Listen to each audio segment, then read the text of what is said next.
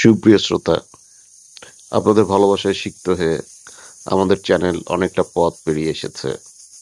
আপনাদের জন্য আমরা বেশ কয়েকটি গল্প ইতিমধ্যে পড়েছি। আজকে আমি যে গল্পটি পড়ব সেটির নাম ভূত পেত্নীর কথা, লিখেছেন হেমেন্দ্র কুমার রায়। এখন পড়ছি ভূত পেত্নীর কথা। তোমাদের কাছে আমি কাল্পনিক ভূতের গল্প বলেছি অনেক, কিন্তু সত্যি সত্যি ভূতের অস্তিত্ব আছে কিনা এ নিয়ে তর্কের অন্ত নেই। এসব নিয়ে দরকার নেই আমাদের মাথা ঘামিয়ে। কারুকেই আমি ভূত বিশ্বাস করতে বলি না। অন্তত ভূত মানলেও ভূতকে ভয় করবার কোনো দরকার আছে বলে মনে হয় না আমার। কিন্তু ভূত মানি আর না মানি, মাঝে মাঝে এমন কতগুলো আশ্চর্য ঘটনা ঘটতে দেখা যায় যাদের কোনো মানে হয় না। সেগুলো ভূতের কীর্তি না হতে পারে, কিন্তু তাদের মূলে নিশ্চয়ই কোনো অপার্থিব শক্তি কাজ করে। প্রায় বছর 20 আগে কলকাতায় জয়মিত্র স্ট্রিটের একটি বাড়িতে অদ্ভুত সব ঘটনা ঘটতে আরম্ভ করে। কোথাও কিছু নেই, বদ্ধ ঘরের মধ্যে হঠাৎ একরাশ ইট বা রাবিশ বৃষ্টি হলো। চোখের সামনে ঘটি বাটি থালা মাটি থেকে উঠে শূন্যে উঠতে লাগলো পাখির মতো। তারপর ঝনঝন করে আবার মাটিতে পড়ে সব ভেঙে চুরে খান খান হয়ে গেল। থানায় খবর দেওয়া হলো। পুলিশ বাহিনী এসে বাড়ি ঘেরাও করে সতর্ক পাহারা দিতে লাগলো। তবু ওইসব উপদ্রব বন্ধ হলো না। অথচ তার কিছুকাল পরে পুলিশ যখন হতাশে হাল ছেড়ে সরে পড়েছে, তখন সমস্ত উৎপাত আপনা আপনি আবার থেমে গেল। ওই উপদ্রবের কাহিনী সংবাদপত্র প্রচারিত হয়েছিল এবং দলে দলে লোক ঘটনাস্থলে গিয়ে স্বচক্ষে সমস্ত ঘটনা দর্শন করেছিল। আমাদের নিজেদের ভিতরে দুইবার দুটি বিচিত্র ঘটনা ঘটে। অনেকদিন আগে আমরা রাওয়ালপিন্ডিতে গিয়ে 1 বছর বাস করেছিলাম। পরিবারের মধ্যে বাবা, মা, আমি আর 2 বোন। পে অফিস লেন নামক রাস্তায় যে বাড়িখানা আমরা ভাড়া পেয়েছিলাম, সেখানে এখনো বর্তমান আছে কিনা জানি না, কিন্তু তখন সে বাড়িতে সহজে কেউ থাকতে চাইতো না। আমরা ভাড়া নেবার পরেই পাড়ায় লোকের মুখে খবর পাওয়া গেল এ বাড়িতে নাকি অনেক রকম ভয় আছে। এর মধ্যে একজন পাঠান নিহত হয়েছে, আর একজন পাঠান করেছে আত্মহত্যা। তারপর থেকে এখানে আর কেউ বাস করতে পারে না।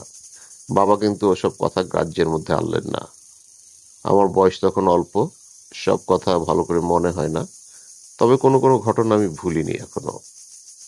এক রাত্রে মায়ের ডাকাডাকিতে আমাদের ঘুম ভেঙে গেল। বাবা বিছানার উপরে উঠে বসে বললেন, ব্যাপার কি? মা বললেন, দেখবে এসো। আমাদের শোবার ঘরের সামনেই ছিল একটা দালান, তারপর উঠান এবং উঠানের 3 দিকে কয়েকখানা ঘর। বাবা ও মা ঘর থেকে বেরিয়ে গেলেন, আমিও গেলুম তাদের পেছনে পেছনে। দালান থেকে বেরিয়ে অবাক হয়ে দেখলুম উঠানের উপরে মাটির থেকে প্রায় 4 হাত উঁচুতে জ্বলছে আশ্চর্য একটা আলো। দেখলেই বুঝতে বিলম্ব হয় না যে প্রদীপ। বাতি, লণ্ঠন বা মশাল থেকে সে আলোর উৎপত্তি নয়। নীলা ভালো, আকার ক্রিকেট বলের মতন। চাঁদের কিরণে ধবধবে উঠোনের উপরে আলোটা এদিক থেকে ওদিক পর্যন্ত নেচে নেচে বেড়াচ্ছে, আর মাঝে মাঝে এক একটা ঘরের দরজার কাছে গিয়ে যেন ঠোকর খেয়েই আবার ফিরে আসছে। মায়ের বাধা না মেনে বাবা উঠোনের দিকে অগ্রসর হলেন। আলোটাও হঠাৎ নিভে গেল। তারপর কয়েক রাত ধরে আর এরকম কাণ্ড ঘটেনি। তবে ঘটেছে আরেক রকম কাণ্ড।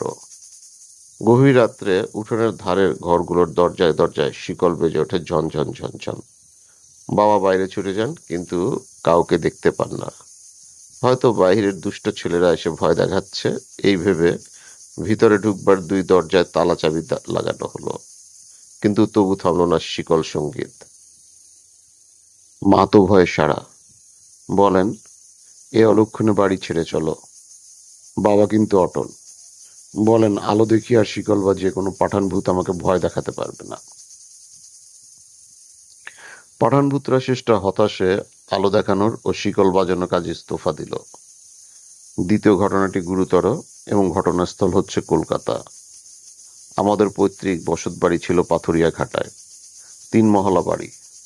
তারপরে একটি হাত পেরেক চড়াখানা, তারপরে আমাদের দূর সম্পর্কীয় এক আত্মীয়দের 3.5 বাড়ি। শেষোক্ত 3খানা বাড়ির মধ্যে একখানা ছিল খালি, ভৌতিক বাড়ি বলে তার ভেতরে কেউ বাস করতে পারত না। ছেলেবেলা থেকেই আমি ভূতকে ভয় করি না, যদিও ভূতের গল্প শুনতে বা পড়তে খুব ভালোবাসি। মনে আছে বালক বয়সে একদিন কৌতূহলী হয়ে ছাদ থেকে পাঁচিল বেয়ে সেই হানাবাড়িতে নেমেছিলুম ভূতকে বধ করবার জন্য। আমার হাতে একখানা কাটারি। দোতলা এবং একতলার প্রত্যেক ঘরে ঢুকে দেখলুম খালি 2 ইঞ্চি পুরু ধুলো, আর ধুলোর উপর নানা আকারের পদচিহ্ন। একটা ঘরে রয়েছে ধুলো ভরা তৈলহীন প্রদীপের ভেতরে আধ পোড়া সলিতা, এবং আর একটা ঘরের মেঝের উপর পড়ে রয়েছে একটা কঙ্কাল। তোমরা চমকে উঠো না, কারণ সেটা হচ্ছে বিড়ালের কঙ্কাল। ভূত দেখাও ছিল না, কোনো রকম শব্দ টব্দ করবার বা কথা কইবার চেষ্টা করলো না। বোধহয় আমার হাতে কাটারি দেখে ভয় পেয়েছিল। অথচ এই বাড়ির ছাদের উপরে ঘটেছিল একটি রোমাঞ্চকর ঘটনা। তখন আমার বয়স 10 বৎসরের বেশি নয়। আমার বাবার একটা অভ্যাস ছিল, গ্রীষ্মকালের রাত্রে তিনি খোলা ছাদের উপরে শয়ন করতেন। একদিন অনেক রাতে বিষম গোলমালে আমার ঘুম ভেঙে গেল।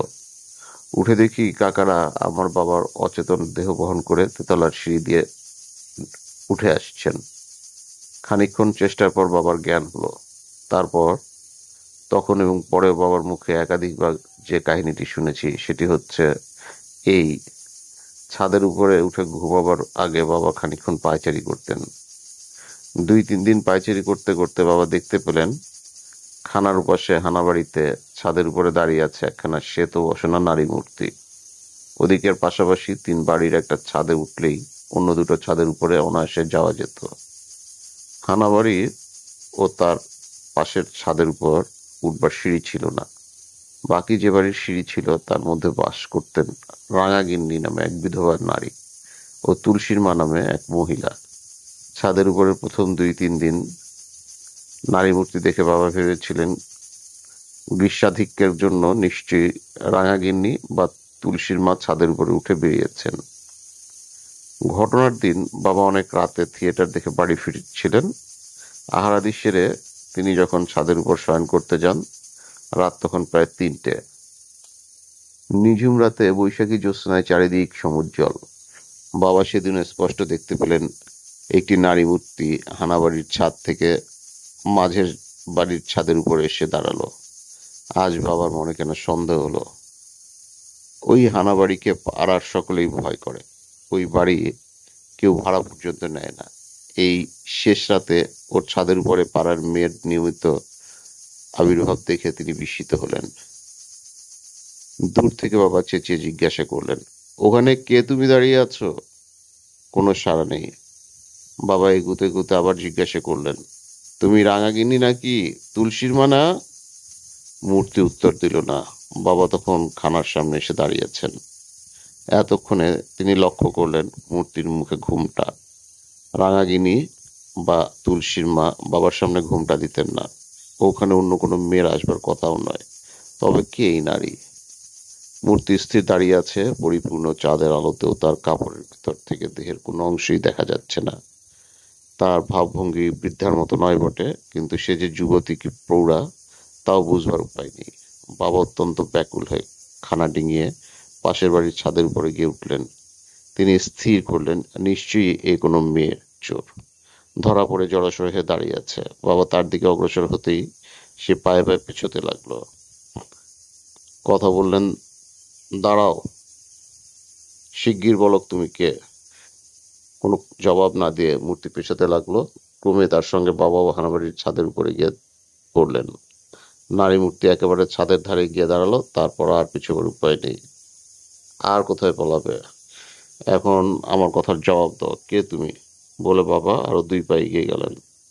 তারপর যা হলো সেটা একেবারেই কল্পনাতীত। বাবা যখন মূর্তির কাছ থেকে মাত্র 1 হাত তফাতে, তখন পূর্ণ চন্দ্রলোকেই সেই অদ্ভুত স্ত্রীলোকটি যেন হাওয়ার ভিতর মিলিয়ে গেল। বাবা অত্যন্ত সাহসী ছিলেন। তিনি যে ভূতকে ভয় করতেন না এ কথা আমি জানি, কিন্তু এই অপার্থিব দৃশ্য দেখে তিনি অজ্ঞান হয়ে গেলেন। এই ঘটনার কিছুকাল পরে আমাদের বসত বাড়ি 4 ভাগে বিভক্ত করা হয়ে যায় এবং আমাদের অংশে পড়ে বাড়ির পেছনের দিকটা। খানার ধারে হানাবাড়ির ঠিক পাশেই তেতলার ঘরে আমি বহু বৎসর শয়ন করেছিলাম। কিন্তু প্রেতী নিদর্শনের সৌভাগ্য বা দুর্ভাগ্য কোনোদিনই আমার হয়নি। বাবা এরপরে গ্রীষ্মকালে ছাদে শয়ন করতেন, কিন্তু কোনো ছায়ামূর্তি আর তিনি দেখেননি। হানাবাড়িখানাও পরে সংস্কার করে ভাড়া দেওয়া হয়েছিল, কিন্তু কোনো ভাড়াটিয়া ভূতের ভয়ে পেয়েছে বলে অভিযোগ করেনি। বাবা ছিলেন অত্যন্ত সত্যবাদী, নির্ভীক, স্বল্পবাক ও গম্ভীর প্রকৃতির মানুষ। তিনি যে মিথ্যা ভয় পেয়েছিলেন বা কাল্পনিক গল্পকে সত্য বলে চালিয়েছিলেন, এমন অসম্ভব কথা আমি স্বপ্নেও বিশ্বাস করতে পারি না।